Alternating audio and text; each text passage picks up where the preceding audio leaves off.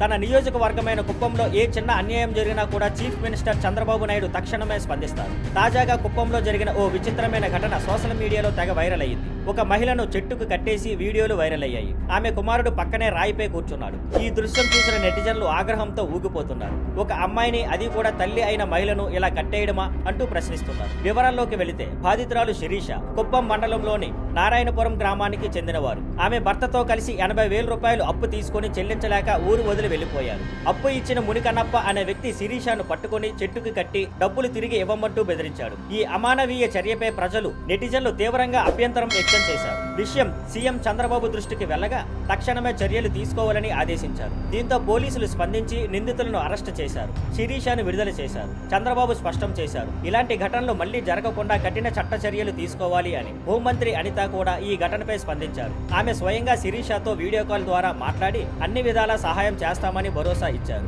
ఈ ఘటనపై ఒక నిష్పాక్షిక వీక్షకుడు వ్యాఖ్యానిస్తూ, ఒక వీడియో వైరల్ అయిన వెంటనే సీఎం, హోంమంత్రి ఇద్దరు స్పందించడం ఇది ప్రభావవంతమైన పాలనకు నిదర్శనం అని అన్నారు. Thank you for watching. Please like, share and subscribe.